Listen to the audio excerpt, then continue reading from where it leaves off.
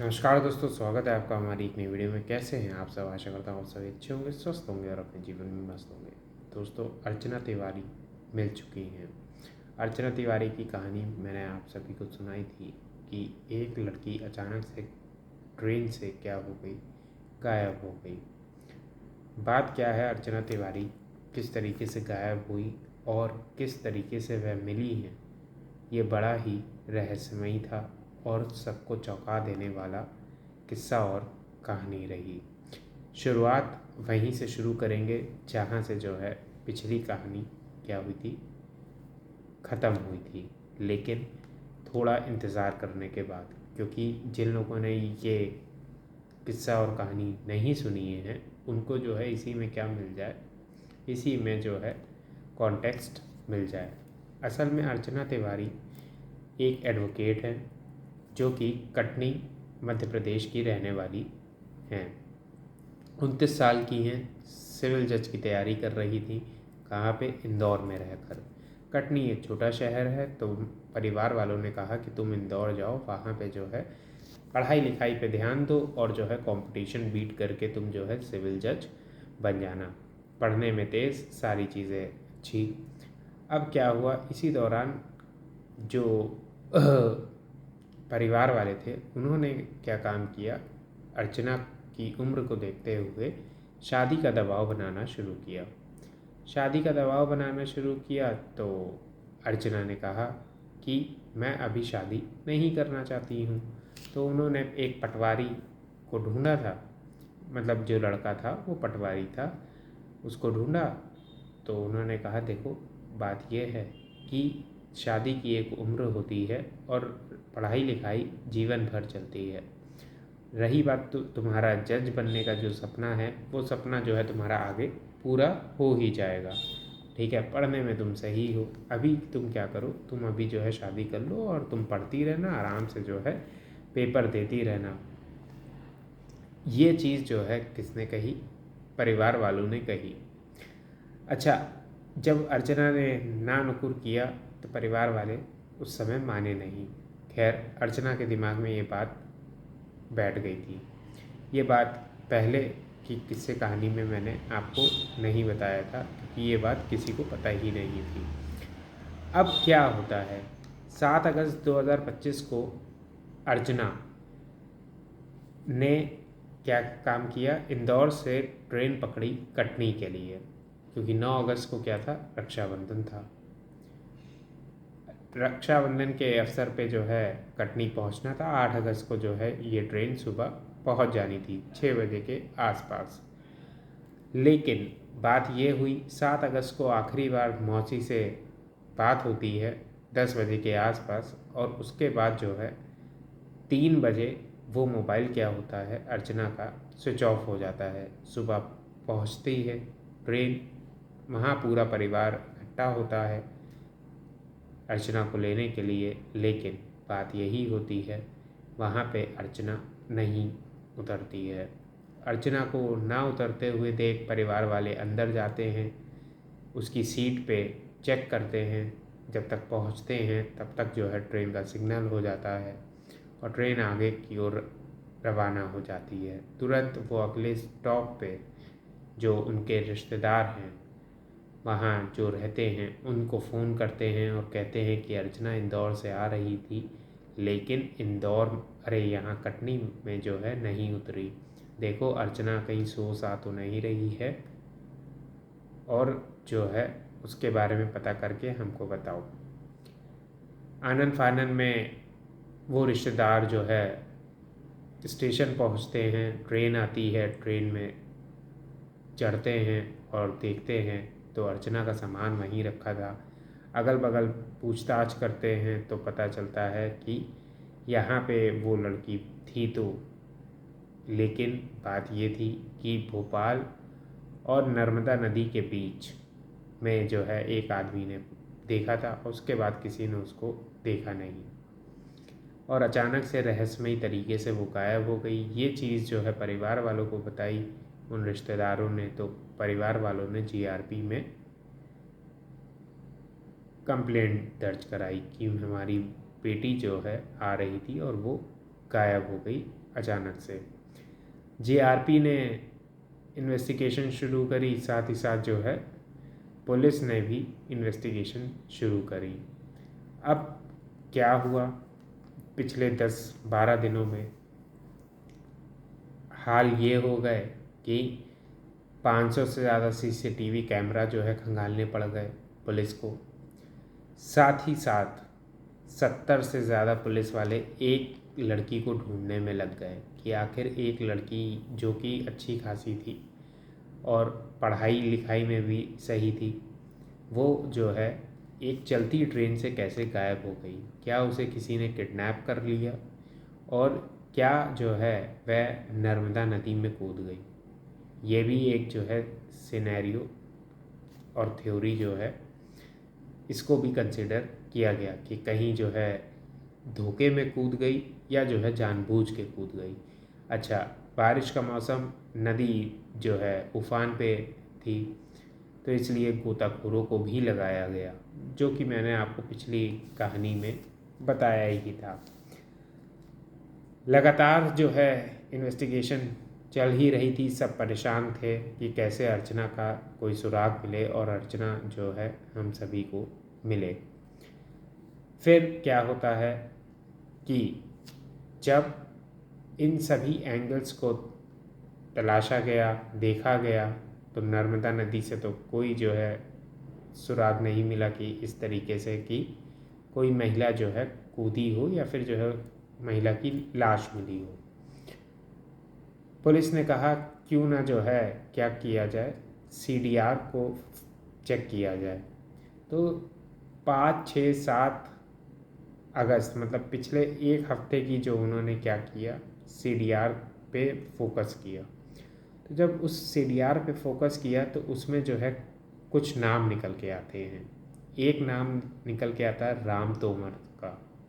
Ram Tomar police वाले हैं। राम तोमर जी से जब पूछताछ करी जाती है तो पता क्या चलता है कि वो बताते हैं कि मेरा और अर्चना का कोई ऐसा गहरा रिश्ता नहीं है, कि बस जो है अर्चना ने मुझसे क्या करवाई थी, एक टिकट बुक कराई थी बस की, कि उसको जो है कहाँ जाना था, कटनी जाना था, और उसके बाद वो ट्रेन से चली गई।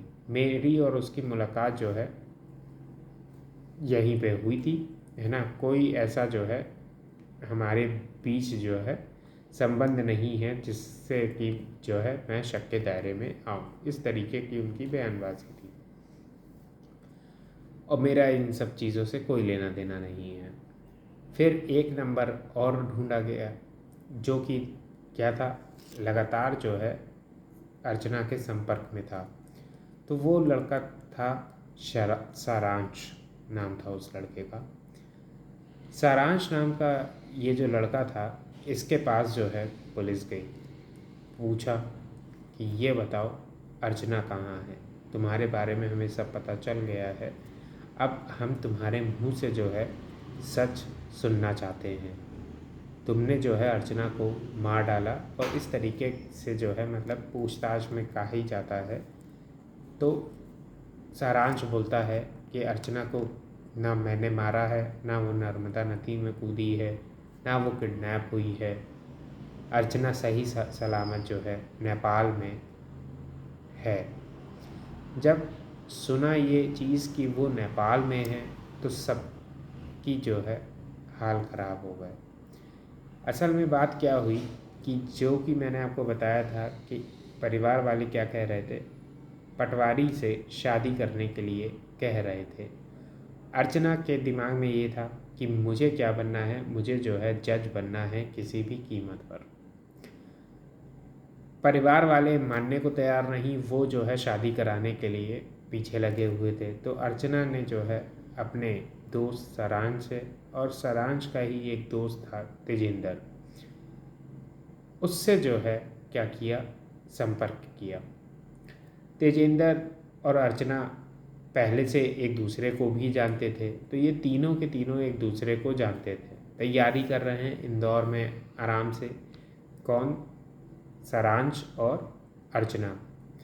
तो अर्चना ने ये बात जो है सारांश को बताई कि देखो मेरे साथ ये दिक्कत है, क्यों ना एक काम किया जाए, हम लोग जो है भाग चलते हैं, कहीं दूर जो है चलेंगे इन लोगों से और वहाँ पे तैयारी करेंगे, आराम से पेपर देंगे, पेपर निकल जाएगा, उसके बाद जो है सबके सामने आ जाएंगे और उसके बाद मेरी शादी भी नहीं होगी उतने में और सारी चीज़ें जो है सॉर्ट हो जाएंगी।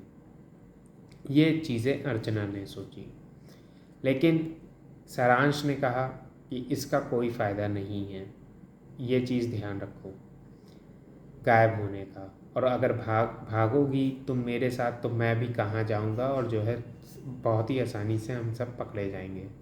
तो ये प्लान इन लोगों ने जो है ड्रॉप किया, क्या लगे हाँ ठीक है। उसके बाद अच्छा एडवोकेट तो बन ही गई थी, बस अब पेपर देना बाकी रह गया था। तो अब उसने जो है दिमाग लगाना शुरू किया, दिमाग ऐसा जिसमें जो है उसने अपनी पढ़ाई का कहीं ना कहीं एक गलत इस्तेमाल किया। किस तरीके से उसने जो है केसेस इतने सारे पढ़े ही हुए थे, तो उसने एक दिमाग ये लगाया कि क्यों ना एक काम किया जाए कि मैं जो हूँ खुद ही गायब हो जाती हूँ, खुद गायब हो जाऊँगी तो कोई भी मेरे पीछे नहीं आएगा। पर गायब होने में मुझे एक चीज़ का याद रखना पड़ेगा कि मैं सीसीटीवी कैमरे में ना हूँ, किसी भी सीसीटीवी कैमरे में, चाहे वो रेलवे स्टेशन का हो, चाहे वो जो है टोल नाका हो, और या किसी भी होटल और जो है घर का इलाके का सीसीटीवी कैमरा क्यों ना हो, किसी भी सीसीटीवी कैमरे में ना हो, मोबाइल मेरा जो है क्या हो जाए, गायब हो जाए।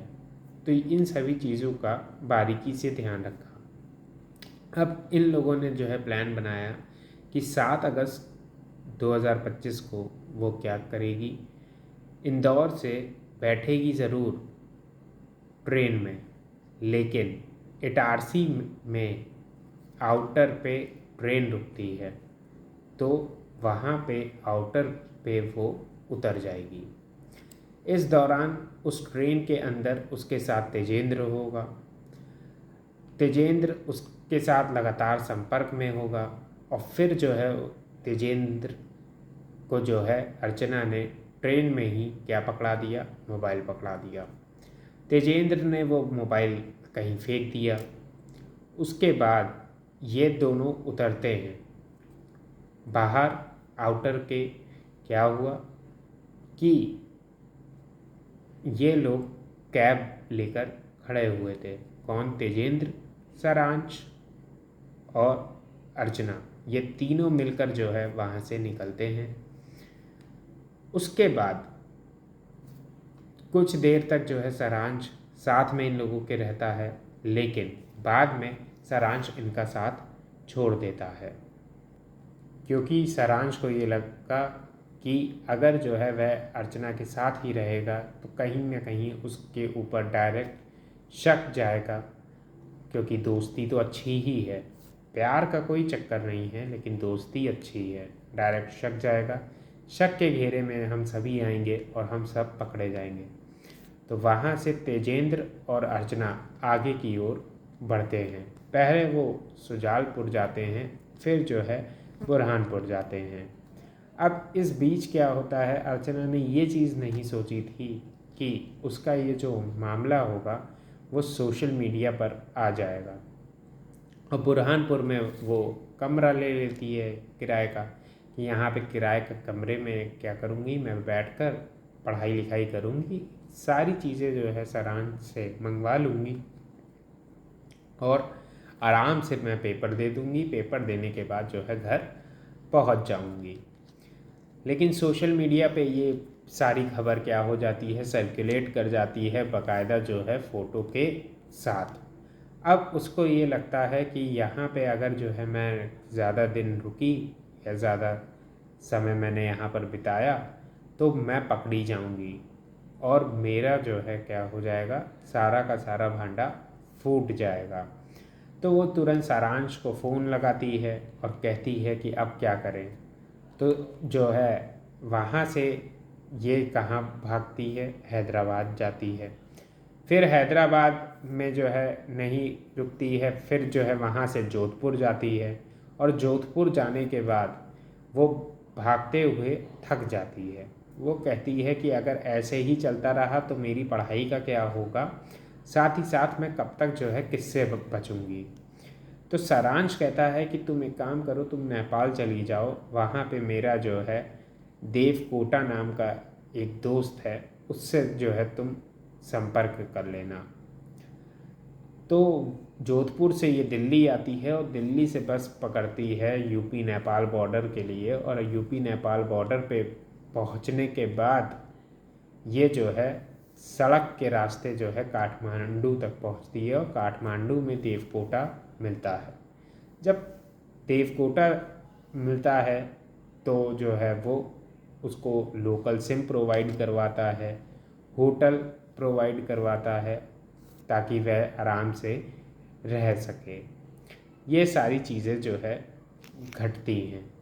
अब बात क्या होती है कि अर्चना के परिवार वाले इधर परेशान हो रहे थे, और उधर अर्चना जो है सोशल मीडिया पर नज़र बनाए हुई थी और देख रही थी कि उसके केस में कौन सी चीज़ कहाँ तक पहुँची है और सारी चीज़ें, ये सभी चीज़ों पर ध्यान रख रही थी। फिर क्या हुआ उसके बाद जब सारांश ने पूरी किस्सा और कहानी बता दी, तो पुलिस ने क्या काम किया, पुलिस यूपी नेपाल बॉर्डर पे पहुंचती है और फिर जो है नेपाल जाती है। वहाँ से किसको लेकर आती है, अर्चना को लेकर आती है। वहाँ सही सलामत अर्चना मिलती है, सही सलामत अर्चना को लाया जाता है और उसके बाद उससे पूछताछ करी जाती है। पूछताछ करने के बाद जो है अर्चना को सेफली जो है उसके परिवार तक पहुंचा दिया जाता है। अब अर्चना को देखा जाए तो समझाया गया कि देखो इस तरीके की हरकत करना क्या है, गैर कानूनी है। अर्चना को जो है अर्चना के ऊपर कोई केस नहीं बनाया गया। साथ ही साथ परिवार वालों को भी समझाया गया कि इस तरीके से ज़ोर ज़बरदस्ती करके जो है किसी की भी शादी करना वह सही नहीं है, और जब वह आपकी बेटी ही क्यों ना हो, आप अगर उसकी जो है ज़ोर ज़बरदस्ती करके शादी कर रहे हैं तो इस तरीके के कृत्य को करना सही नहीं है। ये सारी चीज़ें समझाई गई, लेकिन सारांश के ऊपर जो है क्या किया गया, उसके ऊपर जो है केस लगाने की बात हो रही है, क्योंकि कहीं ना कहीं जो है अपने आप को जो है गुमशुदा क्या करवाना, अपने आप को गुमशुदा करने का नाटक रचना एक तरीके का जुर्म है। उस जुर्म में साथ देना जो है वो भी एक जुर्म है। सारांश के लिए जो है पुलिस थोड़ा सा एक सख्त रुख अपना रही है, ये चीज़ सामने आ रही है। और साथ ही साथ ये भी है कि अभी कौन सी धारा में इनके ऊपर केस बनाया जाए, ये चीज़ भी थोड़ी सस्पिशियस है ना। क्योंकि जो है अभी देखा जा रहा है कि किस धारा के अंतर्गत इनके ऊपर जो है केस बनाया जाए। ये सभी चीज़ें थी सारांश और तेजेंद्र के ऊपर। अर्चना को सही सलामत छोड़ दिया गया। बात असल में ये है कि 70 से ज़्यादा पुलिस वाले लगे, पेट्रोल लगा, रिसोर्सेज लगे, सारी चीज़ें लगी, और वो भी सरकार की। और बहुत बड़े बड़े केसेस होते हैं पुलिस वालों के पास जो कि उनको सॉल्व करने होते हैं। ये सिर्फ़ और सिर्फ खाली एक लड़की क्या नहीं करना चाहती थी, शादी नहीं करना चाहती थी, इस वजह से इतनी सारी जो है क्या लग गई, 10-12 दिन में जो है इतनी सारी जो है गुत्थियाँ जो हैं हम सभी के सामने आई और सभी लोग जो है बहुत परेशान हुए। मैंने भी अपनी पिछली वीडियो में आप सभी से ये कहा था कि अर्चना जहाँ कहीं भी हो सही सलामत हो, यही जो है हम सब की क्या रहे, प्रार्थना रहे। सही सलामत तो पहुँच गई, लेकिन इस तरीके की जो है हरकत को अंजाम दिया जाएगा, इतना जो है जज बनने के लिए, अपने सपने को पूरा करने के लिए दिमाग लगाया जाएगा, ये चीज़ जो है किसी ने भी नहीं सोची थी। नमस्कार दोस्तों, यही थी आज की कहानी। मिलेंगे अब अगली कहानी में। धन्यवाद।